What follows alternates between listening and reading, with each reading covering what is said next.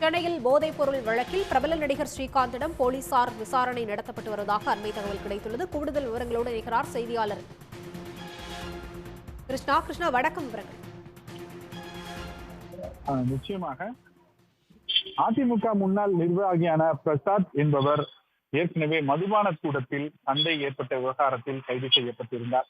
இவரது நண்பர் என குறிக்கொண்டு பிரதீப் என்பவரை போதைப் பொருள் விவகாரத்தில் நுங்கம்பாக்கம் போலீசார் அதிரடியாக கடந்த வியாழக்கிழமை கைது செய்தார்கள். அதில் அந்த போதைப் பொருளை எங்கிருந்து பெற்றார் என்பது குறித்து விசாரணை என்பது நடைபெற்றது. குறிப்பாக பெங்களூரில் 2 நைஜீரியர்களிடமிருந்து இந்த போதைப் பொருள் பெறப்பட்டதாக கிடைத்த தகவலின் அடிப்படையில் தனிப்படை போலீசார் விரைந்து சென்று பெங்களூரில் இருந்து இந்த போதைப் பொருள் சப்ளை செய்த 2 வரை போலீசார் கைது செய்தார்கள். அவர்களிடம் நடத்தப்பட்ட விசாரணையிலும் அதே நேரத்தில் அதிமுக முன்னாள் நிர்வாகியான பிரசாத் உள்ளிட்டோரிடம் நடத்தப்பட்ட விசாரணை, அவர்களது கால் ரெக்கார்டுகள் உள்ளிட்டவற்றை ஆய்வு செய்து பார்த்தபோது நடிகர் ஸ்ரீகாந்த் இவரிடம் போதைப் பொருள் சப்ளை செய்யப்பட்டதாக விசாரணையில் தகவல்கள் அவர்களுக்கு கிடைத்தது. இந்த தகவல்களை அடிப்படையாக வைத்து நடிகர் ஸ்ரீகாந்திடம் விசாரணை செய்ய நுங்கம்பாக்கம் போலீசார் முடிவு செய்தார்கள்.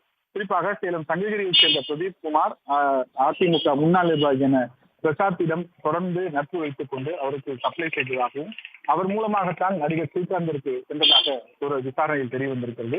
இவர்களுக்கு சப்ளை செய்த குறிப்பாக பெங்களூரிலிருந்து கைது செய்யப்பட்ட நபர்கள் அவர்களிடமும் விசாரணை செய்யும் போது நடிகர் ஸ்ரீகாந்திடம் இன்று காலை நுங்கம்பாக்கம் காவல் நிலையத்திற்கு சம்மன் கொடுத்து வரவழைக்கப்பட்டு விசாரணை நடைபெற்றது.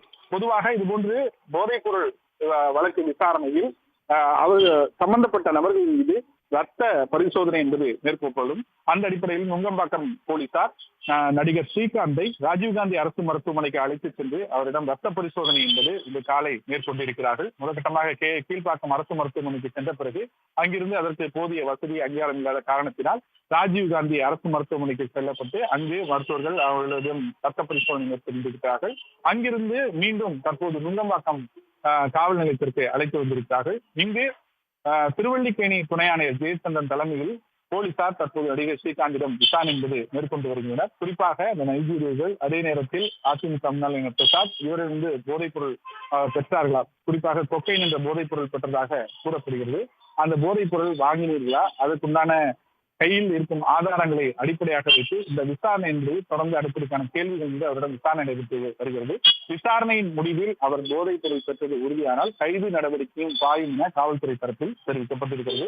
அதே நேரத்தில் ரத்த பரிசோதனை முடிவிலும் அவர் போதைப் பொருள் பயன்படுத்தியுள்ளார் என்ற முடிவு வந்தாலும் இதனை அடிப்படையாக வைத்தும் அடுத்த கட்ட சட்டப்பூர்வ நடவடிக்கை மேற்கொள்ளப்படும் என காவல்துறை அதிகாரிகள் தெரிவித்திருக்கிறார்கள். விவரங்களுக்கு நன்றி கிருஷ்ணா. உடனுக்குடன் செய்திகளை தெரிந்து கொள்ள சன் நியூஸ் பெல் ஐகானை கிளிக் பண்ணுங்க.